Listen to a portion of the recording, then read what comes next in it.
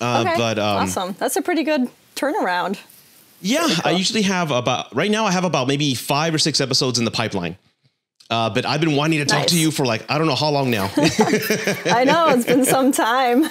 I know. When did we first meet on TikTok? I know obviously TikTok, but about 2 years ago, was it? It may have been that long ago. I know that we were trying to set this up, like in the summertime? Yeah. I think. Yeah, summertime, and it didn't work out. Yeah. Yeah, but yeah. But, I'm glad that things have calmed down, though, you know, for you. And in some ways, though, because you have a newborn. Oh, my God. Yes. So that doesn't really make life any more calm. No, and that's been a big adjustment. It's one of those things like, again, I never told you the story, but I gave up on kids. I'm like, no more. I got 2, one in college, one is 16. And I was going to get a vasectomy 2 years ago. And that night, I had a dream that I met a boy. And he was looking at me. He goes, I'm your son. I'm like, I don't want kids. I'm done. Way. And he goes, well, too bad. I'm your son. And we haven't met yet. And I'm like, no, I don't have dreams like this. Wild. I don't have dreams like this. And then I canceled my vasectomy. And a friend of mine, she's like, you're not going to go? I'm like, no, I had this weird dream that I'm supposed to have a son. I don't know with who, but I'm supposed to have a son. And 2 years later, I'm engaged with my woman, and she says she's pregnant. I go, if it's a boy, I'm going to freak out. Oh my gosh. And here we are. Isn't that weird? That's amazing. That is. It's like bad movie weird, but it actually happened. Yeah. And here we are. And it is an adjustment at 45. My girlfriend's 36, so she's got more energy than me, but we're doing great. We're doing great. That's great. And that has to bring like a sense of feeling like it was just meant to be. Yeah. You know? And I've never been that way. I've never believed in fate. You know, I'm a very matter of fact person, but when signs and, I don't want to say omens, but signs and things like that, they actually, that worked out for me. So here we are. So. Yeah. That's awesome. Well, congratulations. Thank you. Thank you so much. And Emily King, thank you so much for being here. Oh my God. You're welcome. I'm excited to be here. Thank you. And right now on TikTok, you have roughly 2.6 million followers. How is that on TikTok? How has TikTok changed your life? It's changed it completely as far as what I do on a day-to-day basis, honestly. I got on TikTok back in 2020. I feel like when there was just that surge of people getting on TikTok because we were all just bored and we had too much time on our hands. And, before that, I had worked about almost 10 years professionally as a physical therapist. And went to school for 7 years, had my doctorate degree, was working steadily. And then COVID hit and it just made everything paused. My work shut down because at the time I was working with kids, pediatric patients that just could not be seen under those conditions. So work shut down. I was left what do I do with my time other than I do have children, so I was taking care of them, but I needed some sort of outlet. And so downloaded TikTok just really for the fun of it. And then I don't know, I loved scrolling and just watching videos, and I kind of started diving into more of the relationship content because at the time I was going through a divorce. So that's what I was interested in. Naturally. And I had so many female content creators popping up on my TikTok For You page that were just bashing men. And I don't know, that has never really been my experience. A lot of times I get asked the question of what inspires me to stand on the side of men, essentially. That was going to be my next question, by the way, but I'm glad you're answering that. Yeah. Sorry to jump ahead. That's fine. But yeah, I think, because I've thought about this a lot, I think it's my base core of my dad and my 2 older brothers. They are all just very good men. They've always kind of stepped in and done what they needed. I always have felt like if I fall, they'll catch. Yeah.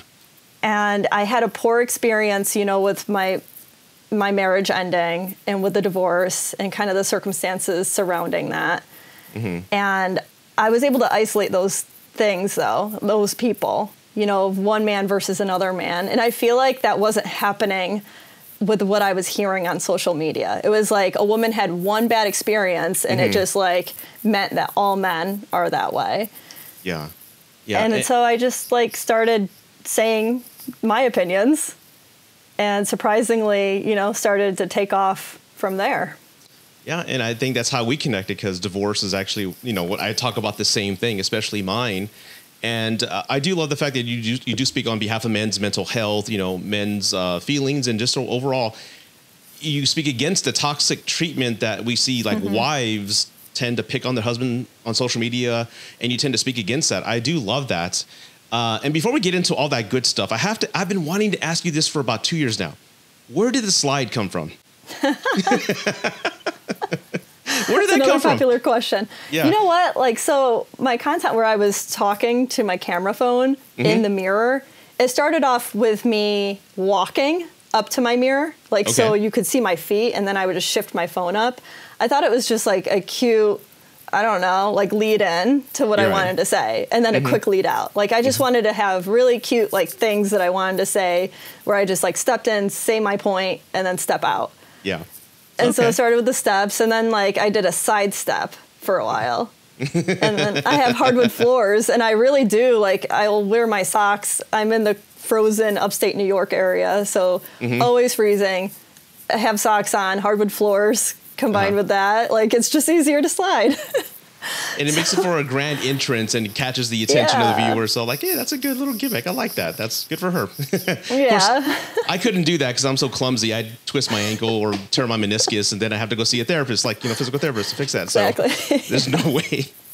But speaking on behalf of men, I want to get back to that. Do you think having a positive male role model in your life, like you said, your brothers and your father, contributes to that standpoint? And also maybe that's the point that's maybe missing with some of the other influencers that you and I have both seen, where they're just bashing men left and right, because we've all been in that one bad relationship, but that one person doesn't equate men suck, Yeah. So you think that plays a big factor into everybody's standpoint? So I think it does. I do. Now, I would say that it's more extreme women that will sometimes be the ones that are, bashing. But I would say that there's also a larger group where it's not as clear that they're really bashing, but it's just that they're not being equal in the relationship. And they're, coming from it from a very innocent, genuine standpoint. Like, I don't think it's coming from them being upset at men, but I think it's coming from like their understanding of what our culture thinks is like their correct way that relationships should be. Yeah. And I think that's outdated. Like, I do think that we've been making huge changes in our culture, which is amazing. But I do think that a lot of it has swayed too far to the other side. Can you be specific? Like, what do you mean exactly? So I would say, like, especially the expectations that are placed on men, like early on in dating. Okay. Like, the feminist movement would say, it should all be equal, right? Like, women should earn just as much as men. Therefore, well, you would kind of think that means that women would ask men out on dates. Women would maybe split the bill on all dates. Women would maybe just plan the date, take more of that first step forward. They would, as simple too as like communicate first. And just communicate more, I would say, and be more responsive. But I don't think that has really shifted along with the feminist movement, right? Like, I think that there's still a lot of that traditional expectation there for men to take the lead and for men to pay for all the dates, especially the first date. Yeah, I could agree with that. And let me kind of explain a little bit about my relationship, because I'm an older guy. I'm 45 years old, so I'm a Gen Xer. So I was kind of caught in between that generational old machismo, and I'm also Hispanic, so that old cultural women's work, men's work type of family. And then as I got older, I'm like, no, I don't want to do that. That's not how I want to talk to my wife or my girlfriend. I want us to kind of be equal. So I was caught in between that generational change, and I got a lot of ridicule from my grandmother when I picked up the dishes on Thanksgiving dinner. You should have seen her face. It was like, what are you doing? It was like a disgrace the family name. It was a horrible thing, but like, no, I'm going to do dishes. I'm going to do the dishes, Grandma. Don't worry about it. But there's also my girlfriend. My girlfriend is a feminist, but she's a traditional feminist. And again, I don't like labels. So when people call me a male feminist, no, I'm not. But I have a daughter and I have a girlfriend who's a feminist, but she's the traditional sense where she's not so angry and using it to belittle men. Like, we're going to triumph over men and be the sole power and, have all the roles, etc. But she's more, I believe in equal rights. I go, I do too. She goes, but I believe in roles. Like, if there's a noise at 3 a.m, I'm not going to go check it. You are. I'm like, okay, that makes sense. So she believes in the traditional roles and things of that nature. But for me, as an older guy, when I was dating, I preferred paying for dinner and dates because I asked you out, I'm going to pay. And I've hardly ever got pushback from that. The women often, hey, can I pay? It's okay. I'm like, oh, sure. If they wanted to pay, go right ahead. But there's older guys like me that like that traditional sense of us paying forward, but of course, splitting the bill as we get to know each other and move forward. For the women that offered to pay for you and you accepted, would they ever want a second date? Yeah. I had a great successful dating life, Emily. Really? It all happened good. It was all great. I mean, of course, I had my heart broken. I met a lot of toxic women that these guys complain about, and there's a ton of them out there. But I kind of saw that, especially how they dress and how they carry themselves, what they post on social media. Okay, she's hot. I just want to date her. I don't want anything serious. But I understood the kind of environment that I was walking into, so I didn't have any my soul crushed or anything like that. But I did have successful dating life, and most times, believe it or not, this shocked me as well. One woman said, no, let me pay. I'm like, no, I asked you out. I'll pay. She goes, no, I'm fine. And she got upset. And after the waiter came, I go, are you okay? I mean, I didn't mean to offend you. I'm sorry. She goes, no, I just have this thing, Rudy. I didn't want to have to pay and then feel obligated to give you something. I'm like, whoa, wait a minute. I was not implying that. She goes, no, you're a great guy. It's just most guys out there think that if they pay that I'm obligated to give them something. And for whatever stupid reason in my youth, I did. And I'm not going to do that anymore. I'm like, well, I'm sorry if I made you feel that way. She goes, no. But that was a weird perspective for me. See how it's because of like past events? Yeah. That's what's tough, is that it's because of her past dating experience that she was kind of projecting that on to you and what you decided. But it's having that understanding that like the man sitting in front of you, if he's never done anything negative towards you, like you need to find out where those actions are coming from. And to just kind of have an open mind. And it is a very confusing time right now because gender roles are just up in the air. And relationships are so difficult because like that has to be talked about and communicated. And that's a struggle to even have the time to talk about all of those little details and to be able to like effectively communicate and to be, again, two people being open-minded and receptive to that. Because I think that too. Like I think that we all have our things personally that like attract us to somebody else, and that includes behaviors, so like me seeing my boyfriend fix something in the kitchen, like I like him being capable of doing that because that's a skill set. The way he uses the tools, right? I go, hey, it's for real too. Like that's what's funny is that like really this is just day-to-day things that I think of because he took down cabinets in our kitchen and we're gonna do a little bit of remodeling. So it's like it's just that's attractive, him being capable of doing something and having a skill set that I don't. And I know that he feels the same about those things that I can do that I have a skill set with. That he finds attractive. And a lot of times it is like along traditional lines because that's how I'm a millennial. So like I can totally see my generation and Gen X especially how if you were raised a certain way that's a little bit more in you and it's hard to like force yourself to change. Yeah. Especially if it's not like an unhealthy thing. Like if you want to have a more traditional gender role, I just don't think that there's anything wrong with that if you find somebody that matches with you. I think that's what's wrong with it is when you find somebody and you try to force them into something that they're not.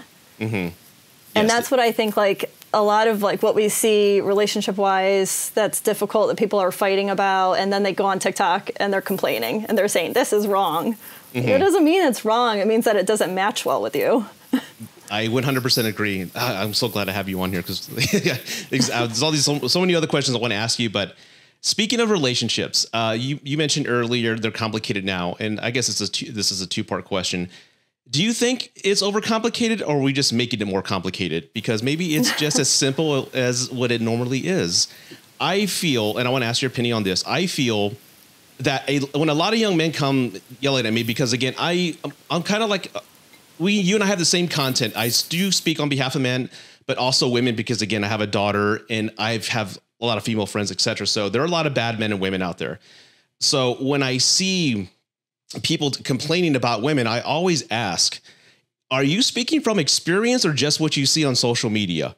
And a lot of them say social media, because I think social media has really done a horrible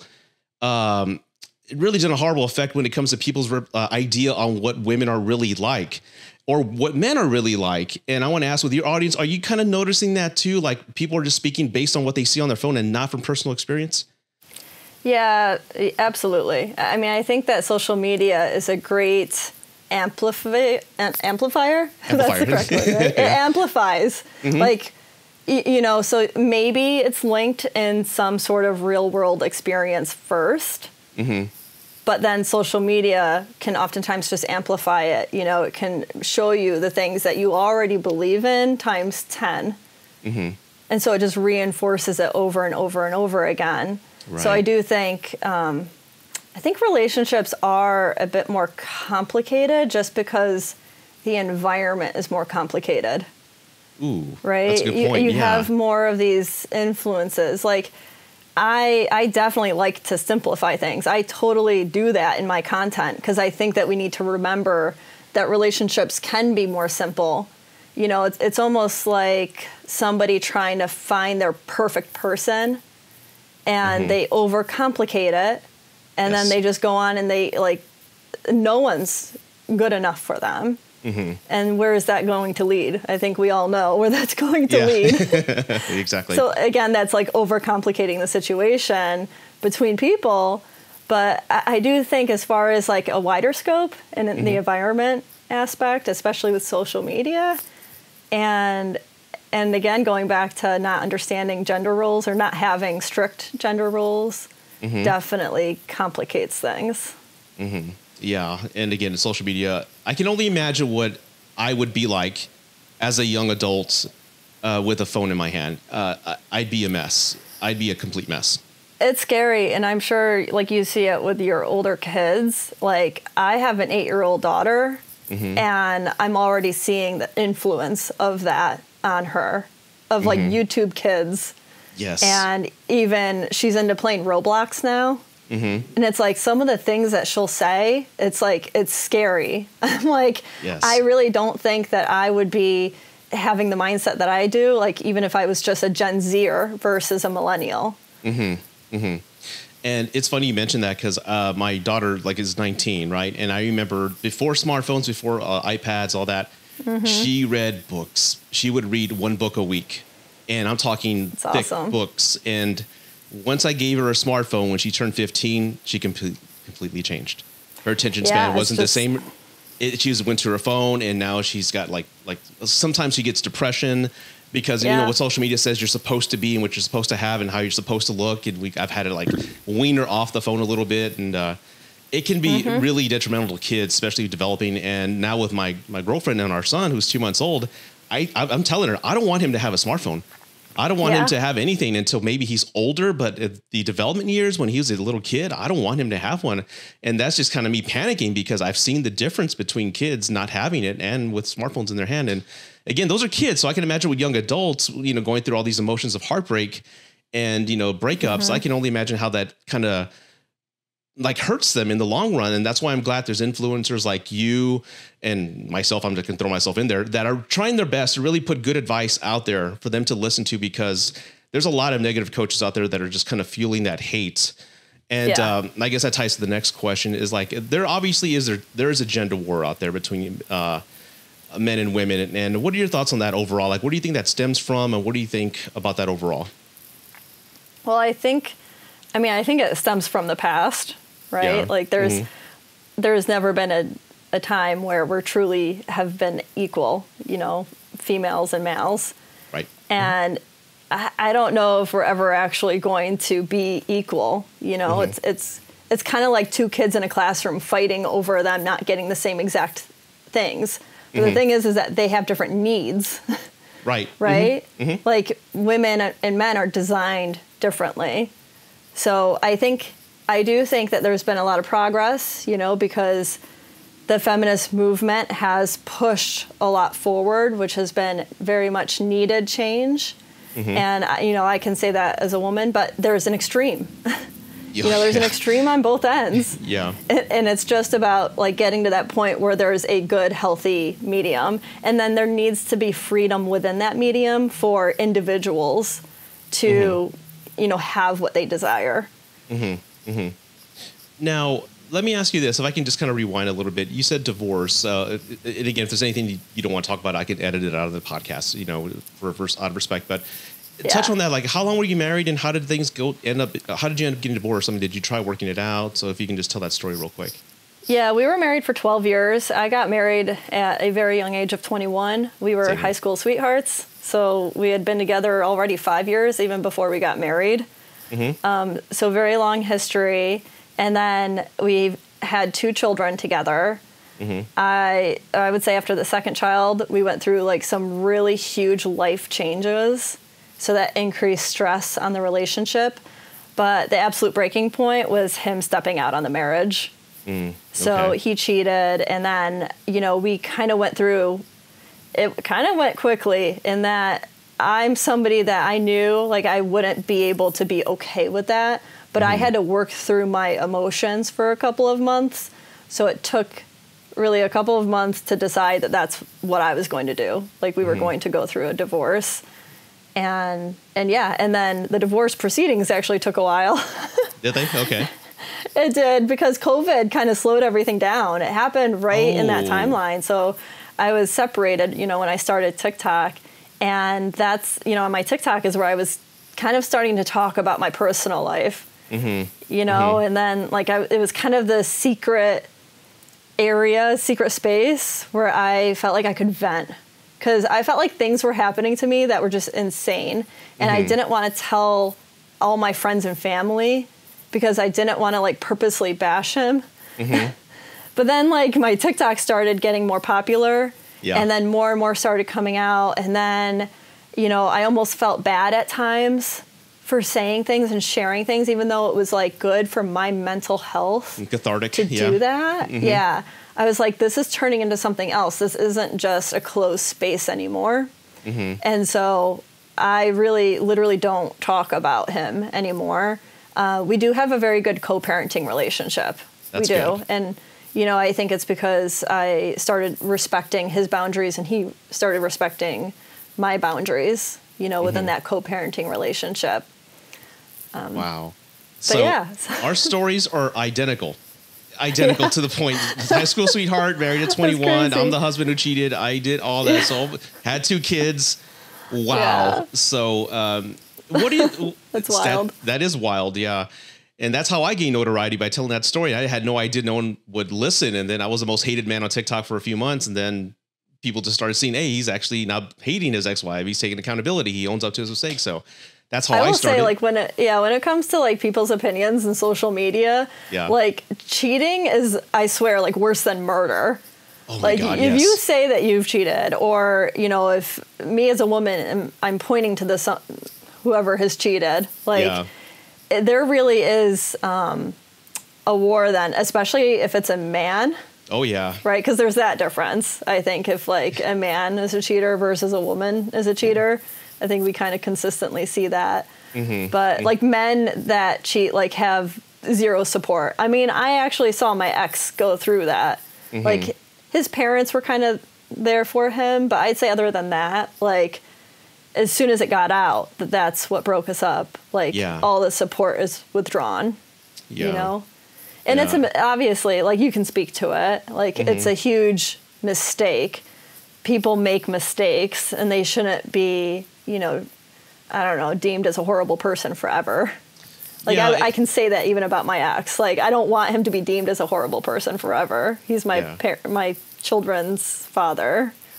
And that's very lovely of you to say that, because you and I both went through divorce. And again, I've only highlighted, like, for me, the bad parts I've done. You know, I've mentioned discussions and arguments the ex-wife and I have, but I've totally left what she's done and other things that I'll never say publicly what she did. Because I want me to be the bad guy. You know, she's not here she doesn't have a platform like me. So it's it's not right for me to punch down or do that. And plus she's a wonderful mother and she's happily remarried. So I'm not going to do that. But yes, we do go through that. We are vilified. And I remember even to this day, even though the story's out and I'm the one who told it, no one like exposed me. I said it myself.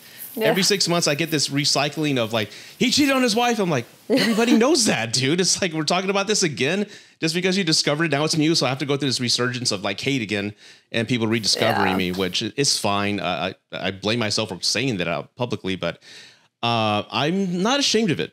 Because it showed my mindset and my mentality and how far I've come along since then. So I think it's a value testimony of what a person can do. And that's also a testimony to you as well, because you could have easily, Emily, hated men and hated what happened.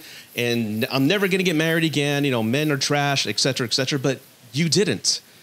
Yeah. And I think that's what separates people from moving on. And what advice would you give people? Because again, I know that pull of hate, that gender war that we're seeing is men who have had their heart broken, women who have been cheated on and are just in a world of pain and hate their ex-spouse and hate men. So what advice would you give them having that personal experience and now being the person you are now? Yeah, I think of two things. One, think about what you really want, right? Do you really want to be alone forever on? I mean, and not interact with the opposite gender for the rest of your life, because that's just not natural for us. Yeah. And that's a lonely space to think that, you know, that's what you want. And I would say that most people wouldn't say that, right? Most people would say that they do want a relationship, especially an intimate relationship. So it's knowing that and then realizing, is what you're doing and is your mindset actually leading you towards that? Because if I went forward into the dating world with the mindset that all men are terrible, like it wouldn't have worked out. Like what I thought of men, I think is what I would have ended up with, versus me not accepting any kind of initial signs, because I did the whole dating app thing right after, after a little bit of being separated. And there were definitely like men that didn't fit into what I wanted, like that didn't really want a relationship. They wanted something short term. I wasn't like, oh, I'm going to like try to force them into being the relationship type. And if they don't want it, they're just terrible men. Like, no, like I saw the indicators that that's what they wanted. And I said, that's cool. You do you. That's not what I'm wanting. So I'm going to, continue down my path. Yeah. Like, it's just recognizing that with like just the understanding that nothing's wrong with that. Well, what would be wrong, I guess, if they weren't clear with what they wanted, or they were lying about what they wanted and they were pretending, right? Like that wouldn't be cool. But I think that there's kind of always indicators even then, if they're saying one thing and then not acting on it. Yeah, exactly. I've always, I've said this many times with men and women, like, don't change them. Don't try to change them. Don't make them a project, because that's not going to happen. They can only change themselves. And well, if I marry him, he'll change. No. If we get a house, he'll be more responsible. Like, no, don't do that. Stop. No. You can't change a person. Yeah, it'll just throw you in the cycle of like hating that they're not turning into the person that you want them to be. Yes. But then like, secondly, I'd say, especially with like social media and content, is when you're watching the content that's telling you what you've already kind of believe in. So if your belief is that all men, or let's say all women, are terrible, and then you're seeing the content that kind of reinforces that, is that making you feel better, or is that making you feel worse? Like, how do you feel after you consume content like that? Right. Yeah. That's a great point. Yeah, that's one thing. Like, I try to keep my content to have a positive tone, and I wouldn't say that I've been 100% foolproof in always being positive. Like, but I recognize when I'm not, and I'm like, I'm just like in a weird space right now, and I have to address that, because I really think that it's important to really get a message out there that might be hard to receive, right? Like my messages might be hard for women to receive, but I think that if I keep a positive tone, it's more likely that some women will watch. At least 10% of my following are women. Hey, there you go. That's a start. Yeah. Mine was initially 80% women, 20 men. Now it's like 55% women and 45% men. Because That's a good split. It is. But I do get a lot of man hate. Because there's a lot of videos where I say take accountability. Like if she cheated on you, I'm sorry, brother. We've all been there, but don't go on hating women. You know, learn from it. Like, what can you take away? Because I speak to a toxic relationship that I was in, and I made tons of exceptions to my standards because she was hot. That's it. Yeah. She was, as a guy say, she was a 10 out of 10. So I wanted to be the guy with the hot woman walking into the bar and everyone looking. I wanted that for that, my ego boost. But there were some major consequences to that because she cheated on me and really just messed me up. And I acknowledge that, like, hey, I ignored a lot of red flags because my standards were just removed because of her beauty.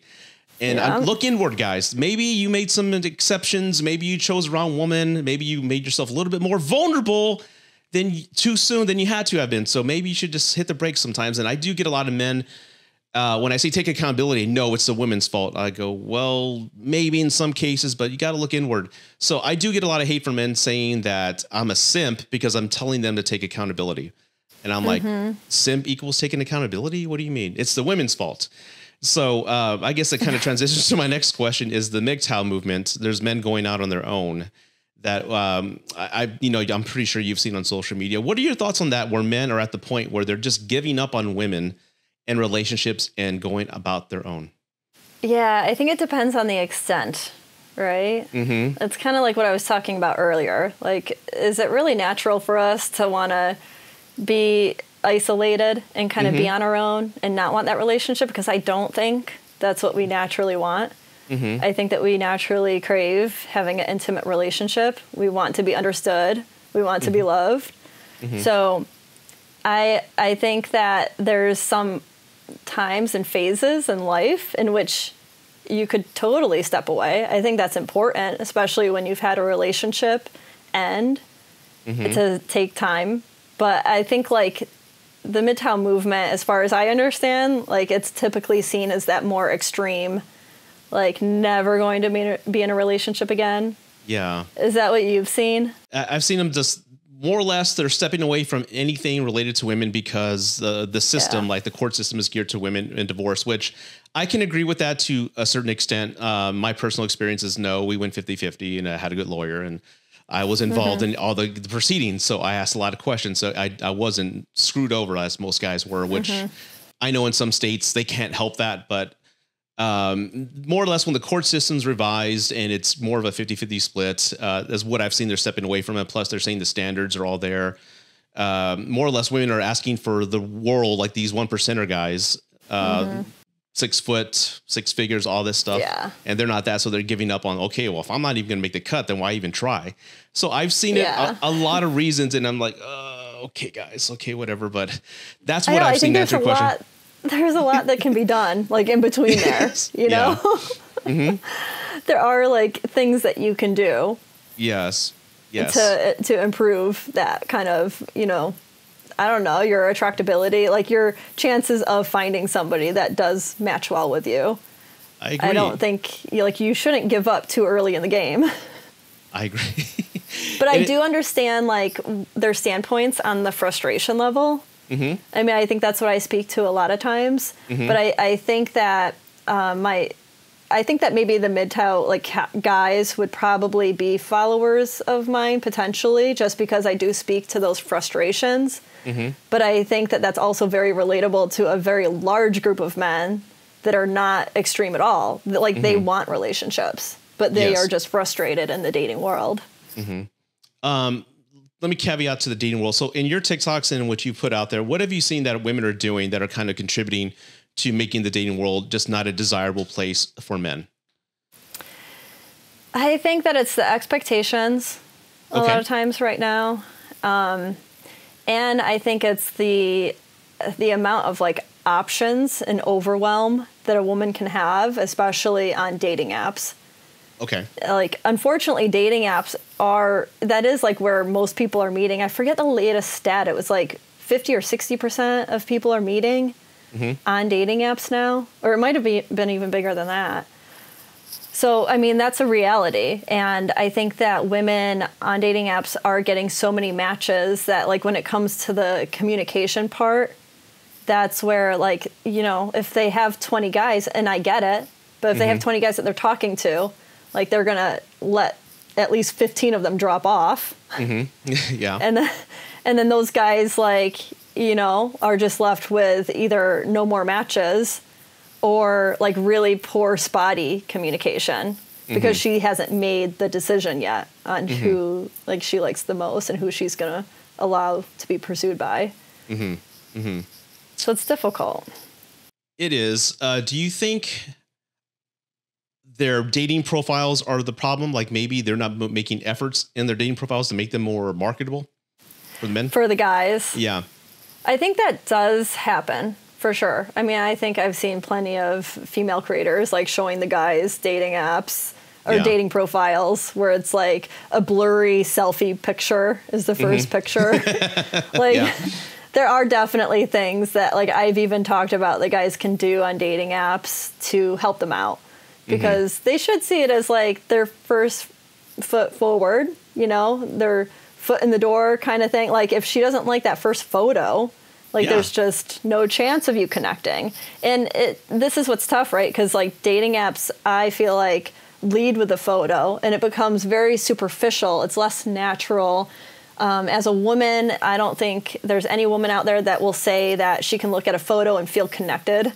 Even looking at photos and texting, like, women don't feel connected that way. I think that's why they can feel, like, harsh and they can feel distant to men that are communicating with them because they don't have that, like, in-person experience early on enough to kind of get the feeling from him. And there's just so many aspects, I think, that attract women to men that a lot of it has to occur in person.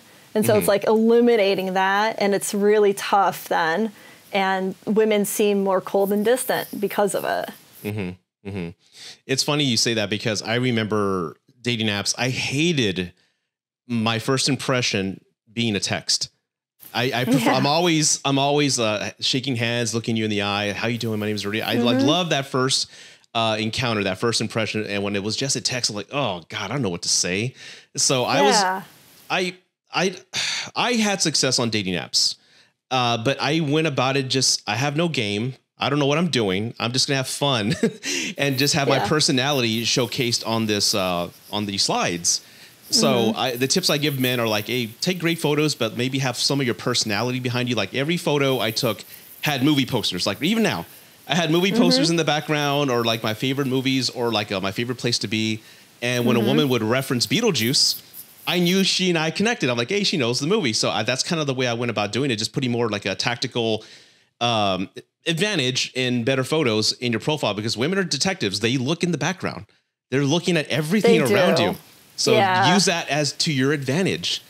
And for the men that I have coached, they have turned around and they have had some success in their dating apps. So I hope more men listen to this and actually take that advice.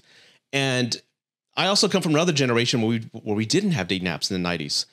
And I knew guys who were 5'6", not the prettiest guy in the world, but they were charismatic, they were funny, and they were just so positive. They were just radiating this positivity that people were drawn to them. And this guy that I knew, he always went home with the hottest woman, and she was taller than them half the time. But that's the way it is. And I wish guys knew that. Hey, it's not just looks. You don't have to be 6 foot or have 6 figures. Yeah, that helps in those certain markets that women are specifically looking for that. But personality goes a long way. Yeah, I've talked about this a lot because I know, like, the black pill community would totally disagree with what you just said. Oh my God, like, I don't even know what black pill means. I got to Google that now. Oh my goodness. What is black pill? they believe that it's all about looks, really. Oh God. And to, like, many aspects of that, I think, are somewhat true with dating apps, right? Yes. So they do make some solid points, but of course, like, under black pill, there's some extremists and then more moderates. But I do think that like the photos do make a large difference in dating apps because again, Absolutely. like, you know, and showing your personality, I think that's a great tip. I think that like being out in the world and just showing that you're like somebody that likes to get out, or if you're like on vacation, to post that one to your profile. Because like, I think this is how I think women work. Okay. I think they have these like buckets of things. It's almost like a list, right, of things that she wants. But make that, instead of just items on a list, like make it into buckets. She needs each bucket filled to some degree. So like when she's looking at your dating profile, if she sees that you're totally lacking in one of those buckets, she's most likely not going to swipe right on you. Like, but if you're more like moderate, like you have something in each of those buckets, then she's going to want to explore that with you. Now, how that worked in like real life dating, like if you met in a warm environment in person, I think that she can see more of those buckets, right? Like your personality, how warm you are, how you communicate, the sound of your voice, how you speak, like all of those things would fill it. And then there's height, right? Like height, I feel like is one that's just overemphasized right now on dating apps. Well, that's because like way too much. But I think that's because on dating apps, all those other buckets, like she can't see. So they get swiped to the side and she only has 4 buckets now that are more important when they shouldn't be, you know, and she needs to recognize, like, I think that if you have an emotionally intelligent woman on a dating app, I think she recognizes that. But are the majority of women like that? They're probably in their 20s on a dating app. Like, no, they're probably not recognizing that within themselves. That she has a lot of other buckets that she wants filled that she isn't going to know about until she actually meets that person in real life and she sees how they are. And it's funny, you say buckets, and I'm thinking, are these buckets that they truly want or what they think would look good on a photo on IG? You know what I'm saying? Yeah, that depends on how mature she is. Yeah, because I knew there's a few guys that I again, when you're single and you're out there dating, you hang around a lot of single people. So I knew a lot of single men and women. I knew there were some that were so shallow that they wouldn't date unless they took a good photo together. And most women said, some of the women that I had friends that they will tell me, like, I'm not going to date him unless he's taller than me. That's not going to look good on IG. I'm like, oh God, you're going to get you got whatever's coming to you, you're going to get it. That's a horrible way to pursue dating, but it's just like all status and I guess like a like an image you want to project to the world. Look who I have, and then they break up within a week because he was trash. It's just. I know. I think that can go back to the whole social media thing because I think that a woman that like doesn't recognize that that's where it's coming from, it's because she lacks confidence, and so she's getting like the hits of dopamine on social media. Yeah. And, you know, she's not going to get as many likes if she has a guy standing next to her that, you know, isn't as attractive. Yeah. But, yeah, does that really matter? Like, no, nobody cares. Nobody cares. Everyone thinks that everyone cares so much about, like, their social media life and their posts, and they just don't. Like, and I can say that. Even, like, that's a perspective that I hold. Like, most people do not even care right now, like, who I'm dating. Like, right. Or the details of our relationship, you know? Well, I think from your following and just from like a colleague, I'm happy you're happy. And that's all that matters. You know, we don't need to see the specifics and income and body count, all this other crap. As long as you're happy, that's all that matters. That's all that matters. Oh, Lord, it's insane. I know. But, I lost my point here. What was I going to say? Yeah, I truthfully believe that there's a lot of women and men out there. And again, let's go to height. This is my point. Height. I'm 5'9". And I'm shrinking to 5'8". I don't know what happens when you're. Hey, let me ask you. You're a physical therapist. Why am I shrinking in my 40s? It's because the fluid in your discs in your spine are slowly leaking. How do I stop that? You know, the volume's shrinking down, so your spine is getting smaller. How do I stop that? Stop aging. Damn it! That's not what I wanted to hear. I'm sorry to bring you the bad news. Oh God! We're all shrinking. I mean, after the age of like 25.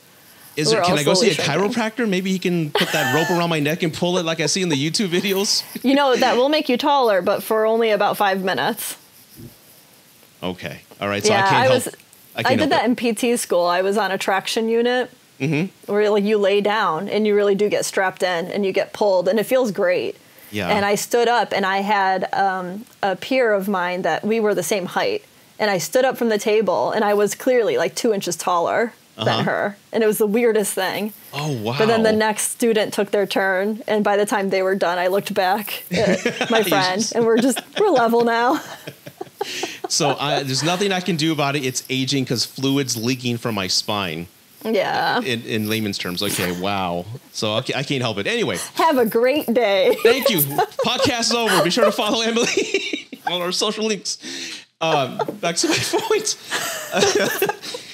I was 5'9", dating, and there were only a few women out there who said, "No, you're not tall enough for what I'm looking." I like tall, dark, and handsome. I'm like, whoa, I'm dark and handsome. 2 out of 3, you know. And they said no, and they went about their way. But I can't help that. That's their preference, and I never took it personal. Okay, that's what they want. I'm just going to go about my way and find somebody else, and I found others. So when I tell guys, don't get so discouraged. If they want somebody who's 6 figures, who is 6 foot, let them. That's not for you. Not everyone out there is for you. There's only a certain marginal group that maybe you can attain, and that's within your range. So just don't get discouraged with unattainable things. And I get a lot of hate for that. No, they want this, they want that. They want a Henry Cavill. I'm like, well, I want a Henry Cavill, and I'm straight. He's a good-looking guy, man. Come on, but you can't go with that comparison. You're not Henry Cavill. So, I mean, what are your thoughts on that? Like with men, what advice would you give them for not to get easily discouraged when they see things that are not within their reach, like height and etc.? Yeah, I mean, I think your recommendation is really a solid one. So it's just understanding that that's what that individual woman wants. And it doesn't mean that she speaks for every woman out there. Yeah. You know, I think I can understand why they're getting discouraged, especially if they have like a couple of those in a row of personal experiences where they're getting shut down just because of their height. And because, again, you can see that all over TikTok, you know, women's expectations of wanting a guy that's over 6 feet. Yeah. And I understand like the frustration because that's not even the average height for men in the US. Like, that's crazy. But like, yeah, just think about it. Like, is that who you really want anyways? Do you really want to convince her to give you a chance? If, you know, if she thinks that height is that important? Thank you. Thank you. Yeah. Like, is that truly somebody you want to be in a relationship with? Like, and when I see guys like, oh, you need a Bugatti, you need money to get the ladies. I'm like, do you really want that type of woman to only be attracted to you because you have those things? Don't you want somebody who wants you for you? Because that's what you're saying. But I think there's, again, just a lot of confusion out there when it comes to young men. And I'm starting to make my content more for them, but I'm telling them what they need to hear, not what they want to hear. And I am getting a lot of hate with that, but there are some, I think 1 out of 10 guys is staying. And you know what? I want to listen to what you have to say because you've been there, done that. And I'm like, oh, thank God. You know, so at least somebody's wanting to listen to experience, because I think what you and I have, that life experience speaks volumes. And for you and it's, you and I to get divorced and to come out better people is a huge testimony and compliment to us. And I hope and I'm glad you have the success you have, Emily, because again, I think you really are changing lives and making people better and making them feel like they're listened to. Because a lot of the things you say, I'm like, how does she know that? She's not a guy. Like, how does she know that? I get that a lot. Yeah. Because that's something we'd say in our minds, but never tell anybody. And the fact that you say it, it's like, wow, it's amazing. So, I don't think like many guys at all would ever say the things that they're feeling that, you know, I've spoken to. So I definitely think the feedback. Why we don't say it? Huh? You know why we don't say it? Well, because the reaction you would get? Because well, for me, growing up, we were told to suck it up. Yeah. We didn't know how to communicate our feelings. That's why when I see a guy punch a wall, I know that's obviously violent and he shouldn't be doing that. But I know from a man's standpoint, he's so bottled up and doesn't know how to communicate what he's feeling because he was never told how to. We just erupt with action. And that's a horrible thing to do, like destroy a kitchen, punch a wall, something like that. And that's not the right, healthy way to go about doing it. But we don't know how. We don't know how. Yeah. I think that men tend to self-destruct more than anything, you know. I definitely see that. We see that with the increase in suicide rates and, you know, the fact that the majority of those are men in the U.S. So, I've definitely have had it where in the community that I live in, there's been young men taking their lives. And I don't know why that's not just a huge wake-up call for the entire country. Like, it should be, and it shouldn't just be like, oh, that's just a sad situation. No, that should be, that should initiate true action and change. And I don't know, like pretty early on in my TikTok, I feel like I was reaching some men that would like actually email me and say, things that I can't believe that like a sentence that I said would encourage them that much, and that definitely inspired me to continue to have that much impact, even on one person or two people or three people. And I just feel like I'm just saying things that should just be common sense, and it should be what you would want for anybody, like in your family, people that you care about, people in your community, because that's all going to just make us all better. I mean, I've never understood, the benefits of hate, because there just isn't any. Yeah, I 100% agree. And you can like not agree with somebody, but treat them with respect, and Absolutely. to be okay in the same room together. And again, that's a generation I came from. I don't agree with you, but I respect your opinion. And then you'd move about in your day. I mean, things have become very tribal, not just in the relationship space, but political, religious. It's gotten really bad. And it's unfortunate that on social media that we're on, it's the toxic and, the triggering clips is the ones that we see the most of. And I'm glad there's creators like you doing their part out there and spreading the good word.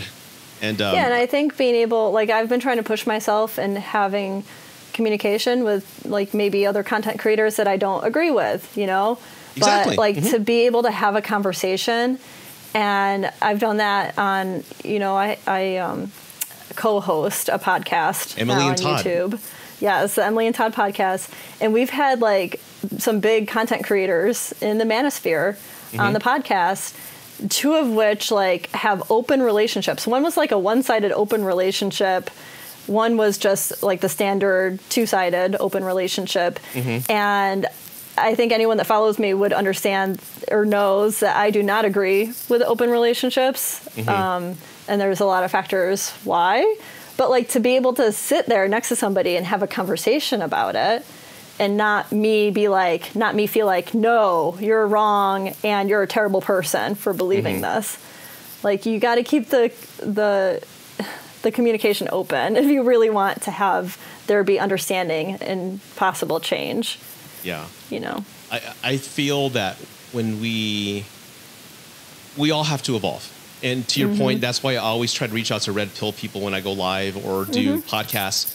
Because, having somebody who agrees with you and you having a whole podcast is just agreeing the entire time, it's cool. But, I like stepping outside of my own shoes and learning from other perspectives.